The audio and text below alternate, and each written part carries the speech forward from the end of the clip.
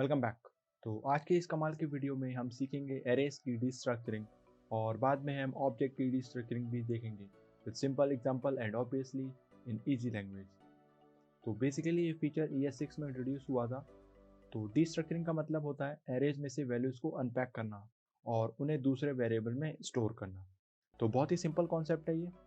अब एक एग्जांपल से समझते हैं। मान लीजिए आपको एक एरे के एलिमेंट्स को वेरिएबल में स्टोर कर लेना है, तो हम कुछ ऐसे करेंगे बिना डिस्ट्रक्चरिंग के। तो हमें बाय द वे हर एक एलिमेंट को उसके इंडेक्स नंबर से एक्सेस करना होगा। तो अब देखते हैं डिस्ट्रक्चरिंग की मदद से हम ये कैसे कर पाएंगे। तो ये कुछ सिंटैक्स है डिस्ट्रक्चरिंग का। तो आप देख सकते हैं कितना सिंपल है। हमने 3 वेरिएबल बनाए हैं और उसको एक ही लाइन में हमने इनपुट ले लिए हैं। तो आई होप गाइस आपको देखा होगा कि डिस्ट्रक्चरिंग हमारी ज़िंदगी कितनी आसान बना देता है।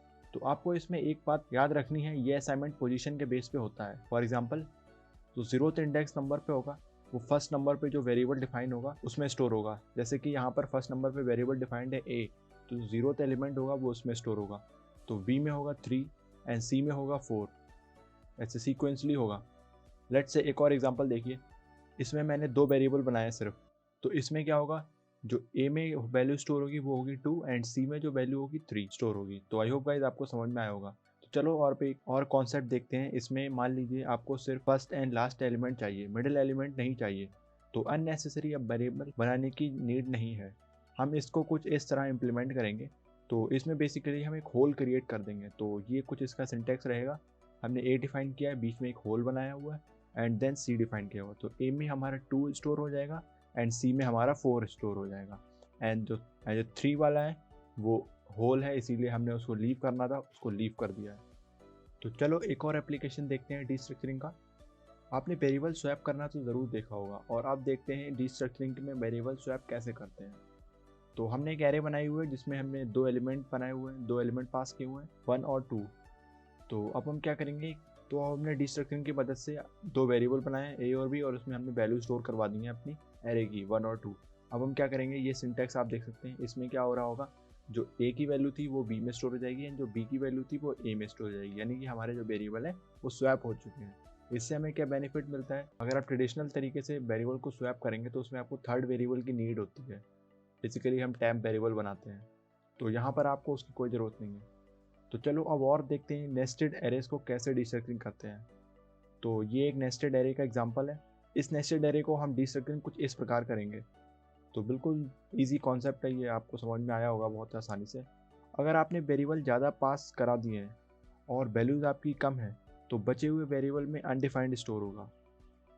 फॉर एग्जांपल हमारी एरे में हमने एक न्यू एरे बनाई हुई है। तो हमारी एरे में सिर्फ 3 ही एलिमेंट हैं, 1 2 एंड 3।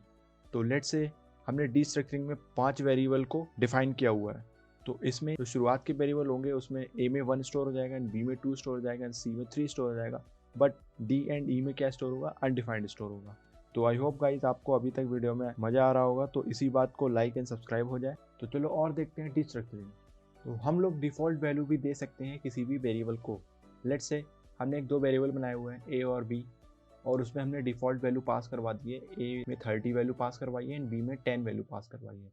तो लेट्स से अब हम डिस्ट्रक्चरिंग कर रहे हैं। हम जो A में वैल्यू पास करवा रहे हैं वो है 1। तो यहाँ पर एक्स्ट्रा वेरिएबल में अनडिफाइंड स्टोर होने की बजाय डिफ़ॉल्ट वैल्यू असाइन होगी। तो यहाँ पर B की डिफ़ॉल्ट वैल्यू क्या है, 10। तो A वेरिएबल में हमारी 1 वैल्यू स्टोर हो जाएगी बट B वेरिएबल में हमारा 10 स्टोर होगा, अनडिफाइंड नहीं। तो आई होप गाइस आपको अच्छा लगा होगा।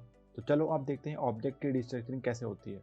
तो इसमें आपको एक बात ध्यान रखनी है कि जो भी आप वेरिएबल नाम रखेंगे वो बिल्कुल सेम होना चाहिए प्रॉपर्टी के नाम से। जैसे कि इस एग्जांपल में हमने एक ऑब्जेक्ट बनाया हुआ है, इसमें हमने 2 प्रॉपर्टीज़ डिफाइन की हुई हैं, नेम एंड वर्क। तो अब इसको हम डिस्ट्रक्चरिंग करेंगे। तो यहाँ पर ध्यान रखने वाली बात यह है कि जो भी आप प्रॉपर्टी का नेम होगा एग्जैक्ट वही नाम आप यहाँ पर वेरिएबल का रखेंगे डिस्ट्रक्चरिंग में। तो अब आप सोच रहे होंगे कि क्या हम दूसरे नाम से वेरिएबल नहीं बना सकते हैं। तो इसका आंसर है बना सकते हैं। तो देखते हैं अब कैसे बनाते हैं। तो ये रहा कुछ इसका सिंटैक्स। एरेस की डिस्ट्रक्चरिंग की तरह हम ऑब्जेक्ट में भी डिफ़ॉल्ट वैल्यू पास करवा सकते हैं। तो लेट्स से हमने नेम बनाया हुआ है और उसमें हमने डिफ़ॉल्ट वैल्यू पास करवा दी है हैग स्क्रिप्ट। अगर आप इसको चेंज करेंगे तो चेंज जाएगा और अगर आप कुछ भी इसको असाइन नहीं करेंगे तो ये डिफ़ॉल्ट वैल्यू रहेगी। तो ये कॉन्सेप्ट आपको समझ आया होगा। तो बस इस वीडियो के लिए बस इतना ही। तो मिलते हैं नेक्स्ट वीडियो में, तब तक के लिए बाय बाय।